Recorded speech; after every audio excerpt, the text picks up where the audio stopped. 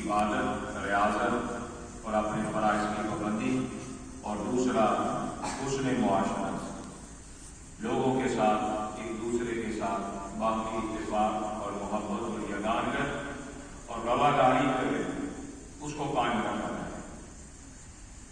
بہت سارے ایسے اعمال قیامت کے دن کہ جہاں اللہ تعالیٰ فرائض کی کمی رہ بھی جائے تو حسن معاشرت کی وجہ سے ان فرائض کو پورا کرے گا اور انسان کی اور مسلمان کی بخشش کا وہ عمل ذریعہ بن جائے گا۔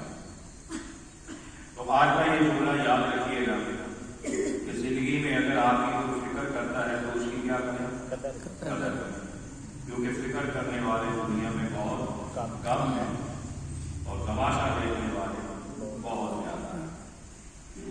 اس جملے کو اپنے ذہن میں رکھ کر اپنی زندگی کے دائرۂ عمل کے اندر لانے کی کوشش کرنی ہے اور اس سبب کو یاد کرنا ہے کہ ہمارا دنیا میں آنے کا مقصد کیا ہے۔ خدا کی رحمت کا انسان ہر وقت محتاج ہے اور اس کے بغیر کوئی چارہ کار نہیں۔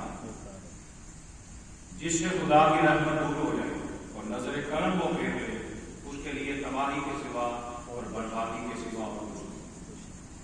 اس لیے قرآن میں اللہ نے فرمایا کہ ان الفضل بید اللہ یؤتیہ من یشاء، کہ ساری کی رحمت اور فضل اللہ کے قبضہ قدرت میں جسے چاہے وہ اپنے فضل سے اور رحمت سے نوازتا ہے، اور پھر یختص برحمتہ من یشاء، اور اپنی رحمت سے جسے چاہے خاص کر لے۔ دو چیزیں بیان کی، ایک کہ اس کا فضل اور اس کی رحمت اس کے قبضہ قدرت میں، اور جسے چاہے وہ اپنا فضل ادا کر دے۔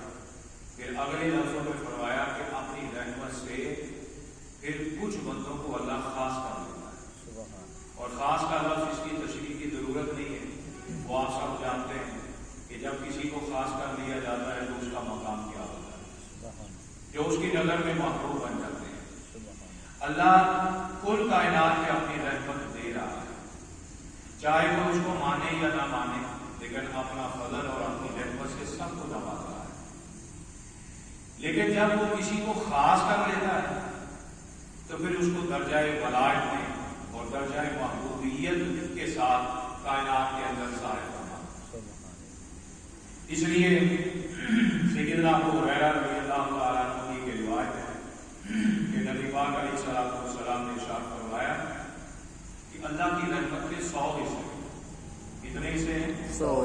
انزل منھا رحمۃ واحدہ بین الجن والانس والبہائم والحوائم، کہ خدا تعالیٰ کی رحمت کے 100 حصے ہیں، لیکن کل کائنات میں صرف وہ اپنی ایک رحمت کو نازل فرما رہا ہے، تقسیم کر رہا ہے، بکھیر رہا ہے، صرف ایک رحمت۔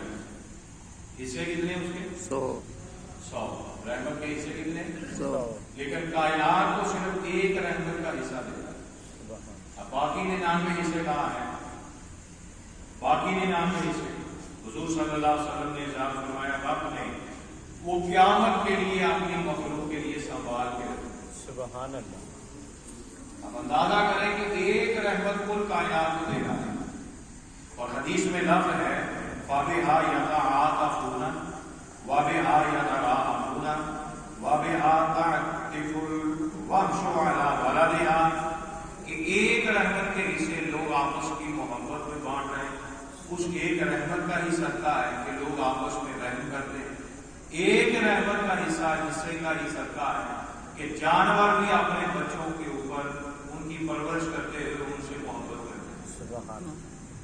کل کائنات میں جنگل کی مخلوق سے لے کر منگل میں بسنے والے انسانوں تک، حیوانات تک، جنات تک، فرشتوں تک، کل کائنات میں صرف رب کی ایک رحمت کا حصہ ہے کہ جس سے لوگوں کے آپس کے رشتے جڑے ہوئے، یہاں تک کہ اگر وہ کسی پہ رحم کرتا ہے، کسی کا ظلم بھی معاف کر دیتا ہے، بڑے سے بڑا قتل بھی معاف کر دیتا ہے، اور بڑے سے بڑے خطرے سے بھی کسی کو بچا دیتا ہے، تو فرمایا وہ بھی خدا کی ایک رحمت کے حصے میں سے، خدا کی رحمت میں سے۔ اگر اتنے بڑے رحم کے معاملات اگر ایک رحمت کے صدقے چل رہے ہیں تو اندازہ کریں کہ 99 رحمت کے حصوں کا عالم